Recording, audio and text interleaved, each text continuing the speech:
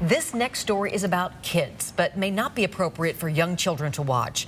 Schools have changed since we were kids, but when we drop off our children, we expect them to be safe. We can only protect them so much. Over at Shaw Middle School, 4 News Now uncovered disturbing new games that have parents upset and some kids afraid to speak up. 4 News Now's Nia Wong has the exclusive story.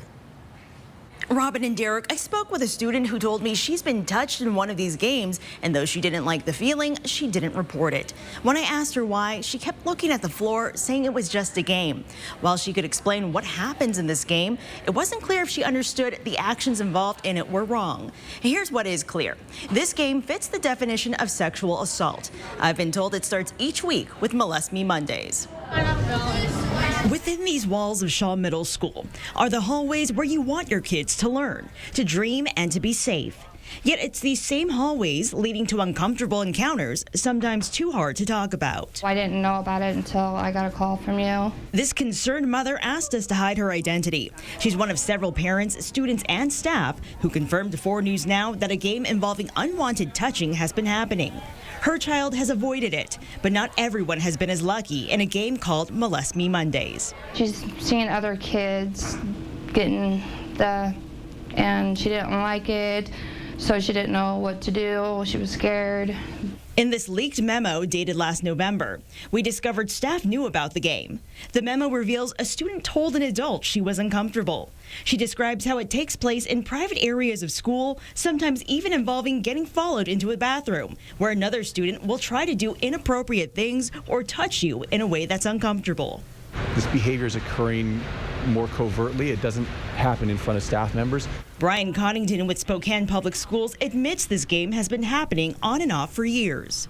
So they've increased the hallway presence as well during passing periods and other times when students are in the hallway to make sure there's more sets of eyes out there. To address these problems, Coddington says there's been additional training for staff and students as of last week, and Shaw Middle School has notified parents of students who were involved in these games.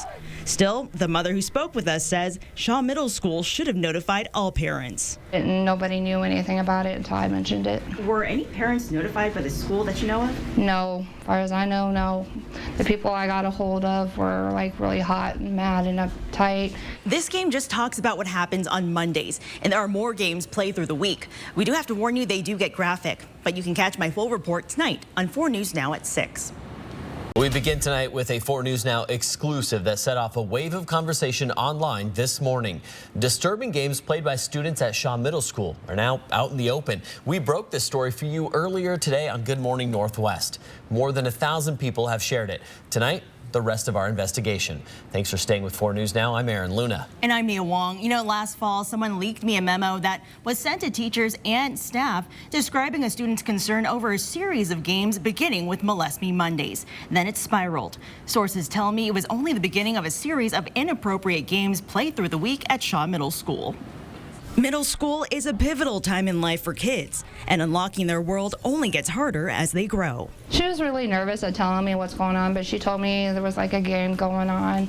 This concerned woman is the mother of a Shaw Middle School student. She asked her child about a series of games involving inappropriate touching. She knows that her friends are getting touched and not in the right, appropriate way.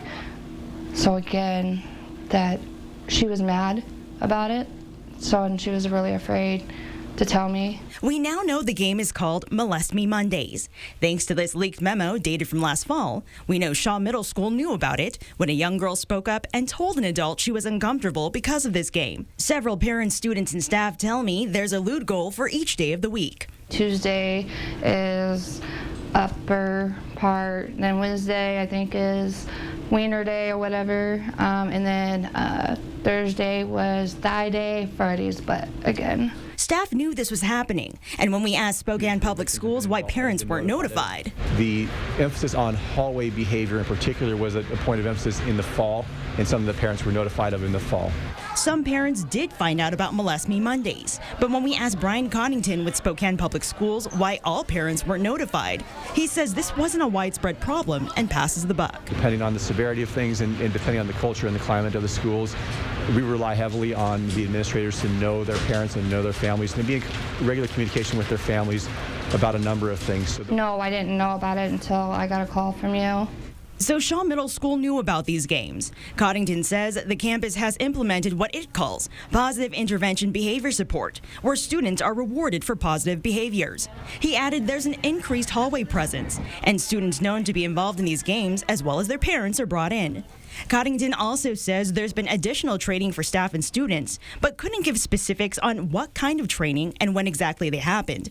He couldn't tell us how many students have been affected. Are games like this just unique to Shaw Middle School, or have you heard of other cases happening within the district? Well, with middle school, the age is difficult, and so they're trying to test the boundaries the students are. So what as parents can you do? A lot is changing, a lot is happening with sexual development, and a lot is happening with social development for those children, and it can be uncomfortable to talk to grown-ups about it. Erin Williams-Huter is the Inland Northwest Director at Lutheran Community Services. She's come across similar situations where inappropriate acts masquerade as games. Clearly is not okay. So the message when a behavior like this is allowed to keep going on in perpetuity, that's an acceptable behavior, and that's certainly not a message that we want to send. Huter wants parents to know that just because their kids didn't tell them about the game, it doesn't mean they have a bad relationship with their children. She suggests having conversations about this as soon as you can.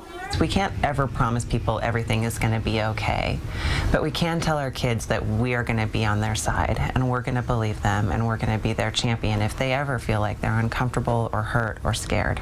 Spokane Public Schools says they are encouraging students to say something if they see something. The job of any staff at any school, whether you're a teacher, whether you're a counselor, whether you're administrative staff, is to make sure those boundaries are very, very clear. Help them understand what is appropriate and what is not appropriate in terms of behavior in a classroom, in the hallway, while you're on school grounds. And so that's something that schools throughout the district and throughout the country work on every day. For this mother, she says she's glad the school is responding, but she needs to see improvement so kids understand. It's not okay for adults to touch kids, and I think it should be the exact same way. Kids should not be allowed to touch kids in that way, period. If your kids have been affected, we want to let you know help is out there. You can reach out to counselors by calling or texting Lutheran Community Service Northwest at the number you see on your screen. And if there's something you want us to know about, we want you to tell us. Shoot us a message at this email address.